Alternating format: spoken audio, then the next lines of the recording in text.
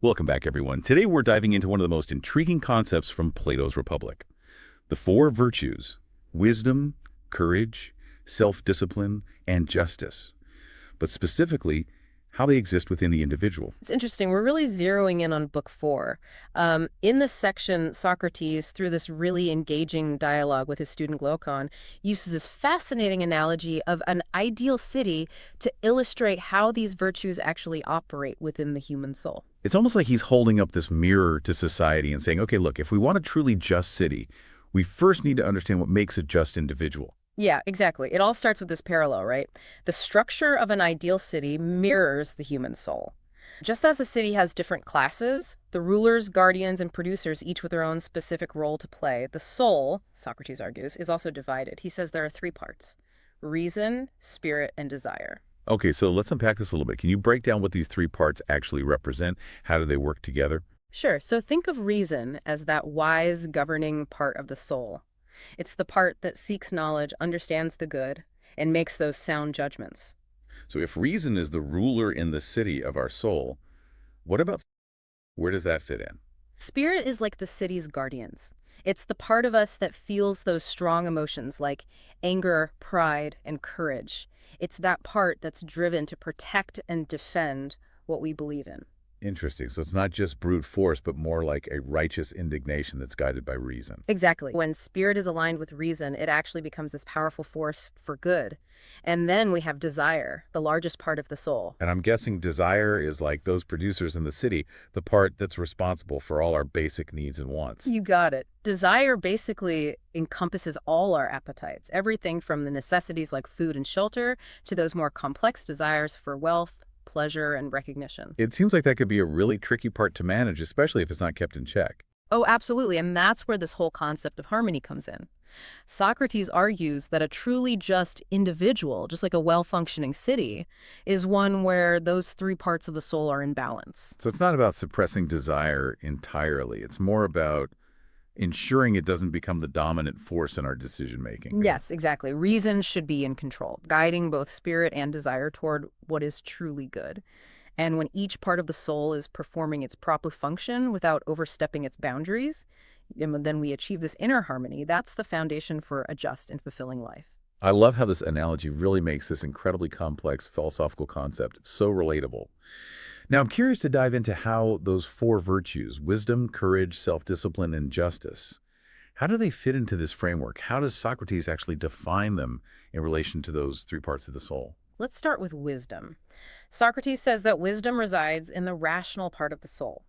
It's that ability to make sound judgments. But those judgments are based on a true understanding of what is good, not just what seems pleasurable or convenient in the moment, right? So it's not just about being intelligent, but about having this deeper understanding of the world and our place within it. Exactly. Wisdom is about seeing that bigger picture, understanding the consequences of our actions, and choosing what's best for ourselves and the community as a whole. Now, courage, as we touched upon earlier, is very closely tied to the spirited element. It's about that righteous indignation, Mhm. that drive to protect what's right. But in this context, how does Socrates actually define courage? He sees courage as the spirited element's ability to stand firm in the face of challenges, but it's guided by reason's understanding of what is truly worth fearing. So it's not about being completely fearless, it's about having the right kind of fear, a fear that's rooted in reason and principle. So it takes courage to face physical danger, but it also takes courage to stand up for your beliefs, even when they're unpopular, or even come at a personal cost. It's about having the conviction to do what's right, even when it's difficult. Exactly. And that leads us perfectly to self-discipline, which Socrates defines as the harmonious agreement between reason, spirit, and desire, that reason should be in control. So it's that inner strength to resist those temptations and stay focused on what's truly important, even when our desires are pulling us in a completely different direction. Yes, and it's not about denying ourselves pleasure or joy or anything like that. It's about achieving this balanced state where reason guides our choices and our desires don't completely dictate all of our actions. It sounds like self-discipline is truly the key to achieving that inner harmony we were talking about before. But what about justice? Where does that fit into all of this? Justice is that overarching virtue. It's the one that emerges when each part of the soul is performing its proper function without interfering with the others.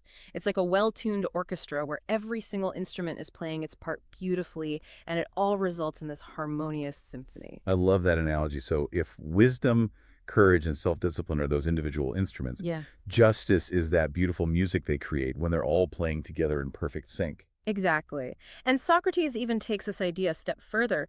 He argues that this inner harmony, or the lack thereof, actually manifests in a person's actions in the real world. So it's not just about having these virtues in theory, it's about how they actually play out in our everyday lives. Exactly. Our actions reveal the true state of our souls.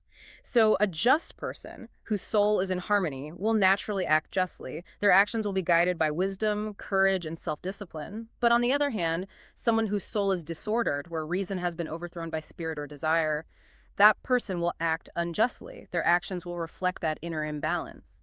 This is where it starts to feel really relevant.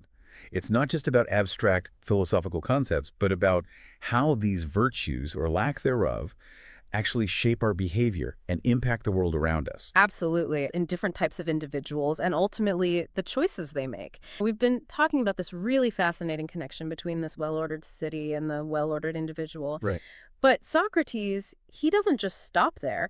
He goes on to actually describe what happens when that balance within the soul is disrupted and it leads to various forms of injustice. It's like he's giving us this cautionary tale, showing us what can go wrong when those different parts of the soul, they just get out of whack. Exactly. He outlines 5 types of souls, each one mirroring a type of political regime. And he starts with the most just soul, the one we've been discussing, Okay. where reason is ruling, guiding both spirit and desire. That ideal scenario where wisdom, courage, and self-discipline are all working in harmony. Precisely. And he calls this type of soul a monarchy or an aristocracy. It really just depends on whether it's ruled by one virtuous individual or a group of them. Okay. But that key here is that reason is firmly in control. What happens when things start to go off the rails? What are some of those less ideal forms of the soul that Socrates describes? Imagine a scenario where spirit, that drive for honor and recognition, starts to overpower reason. That's what Socrates calls timocracy. Ah, okay. Yeah. So instead of being guided by wisdom and a true understanding of the good, these individuals are driven by ambition.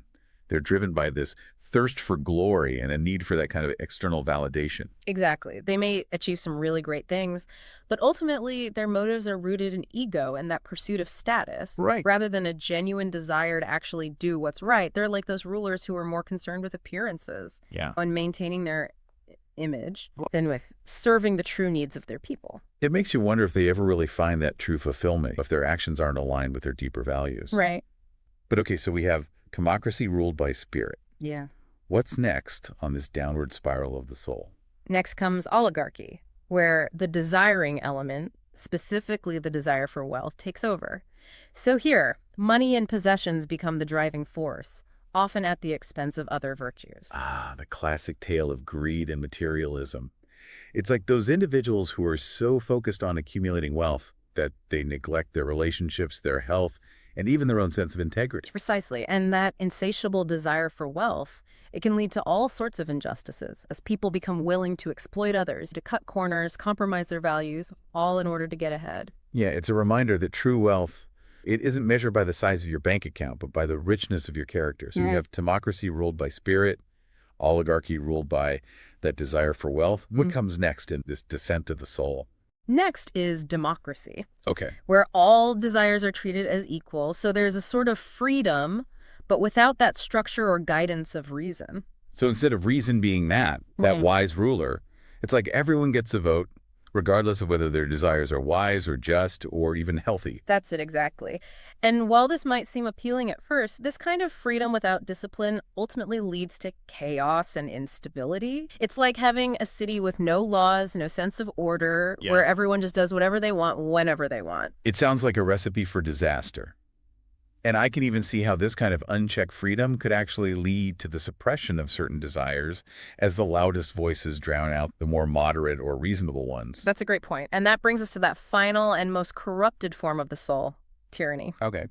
So here, One particular desire, often very base and destructive, it just takes over and enslaves the entire soul. This sounds like the ultimate inner turmoil, like a complete loss of control where reason is completely overthrown, and that individual is just ruled by their most primal urges. Exactly. It's like living in a state of constant fear and paranoia, driven by this never-ending need for gratification. Wow. And this inner tyranny, it often manifests as external tyranny, as the individual seeks to control and dominate others in order to satisfy their own, really just insatiable desires. So it's like this vicious cycle. The more disordered the soul becomes, the more unjust those actions. Mm. And then the more unjust the actions, the further the soul descends into chaos and corruption. That's a powerful way to put it.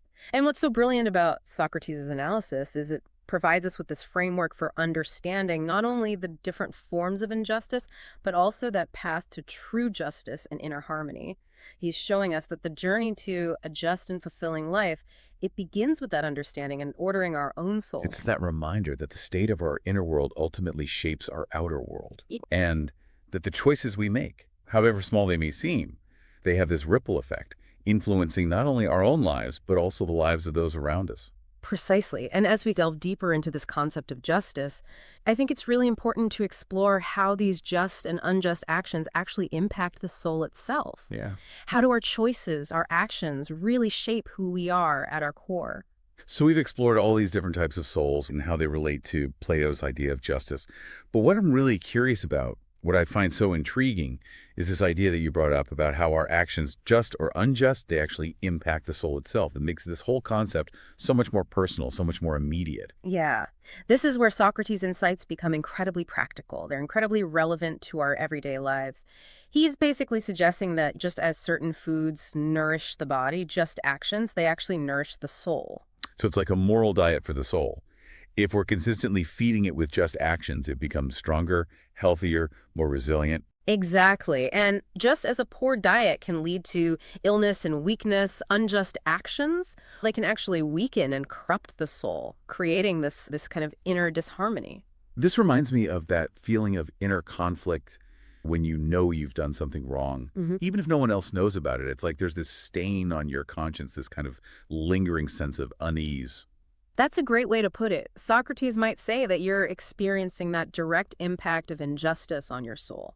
It's a kind of self-inflicted wound, and it disrupts that inner harmony that we've been discussing. So it's not just about the external consequences, like getting caught or being punished, but it's about that internal damage that we do to ourselves whenever we act unjustly. Precisely. And conversely, when we act justly, when we make choices that align with those virtues, wisdom, courage, and self-discipline, we experience a sense of inner peace. We feel fulfillment. It's that feeling of satisfaction. You get it when you do the right thing, even when it's really hard, even when it's unpopular. It just reinforces your sense of integrity, your sense of self-worth. Yeah, exactly. And Socrates, he believed that this inner harmony, this alignment with virtue, that's the ultimate source of happiness. It's not about those external achievements. It's not about possessions, but about cultivating a just and virtuous soul. Like a powerful idea and a challenging one, too. Mm. It means taking responsibility for our actions Right. and recognizing that even those seemingly small choices have a real impact on who we are becoming. And it's a lifelong process. It's a journey of self-discovery and self-mastery. There will be times, of course, when we stumble, when we make those choices that we regret. But the key is to keep striving, keep learning, and to keep choosing that path of justice, even when it's difficult. So as we wrap up this deep dive into Plato's exploration of justice, I'm left with this thought. If we really want a just and virtuous society, we need to start by cultivating justice and virtue within ourselves. Beautifully said. And remember, Socrates believed that the just person, even if they face hardship, even if they face persecution, they're ultimately happier than the unjust person who might seem to prosper outwardly. True happiness, he argued, comes from within, from that harmony of a well-ordered soul. It's a powerful reminder that true fulfillment isn't found in external validation or material possessions. It's really about living a life that aligns with our deepest values. Thanks for joining us on this incredible journey, this journey into the heart of Plato's Republic. Until next time, keep seeking, keep questioning, and keep striving for that inner harmony, that harmony that leads to a just and fulfilling life.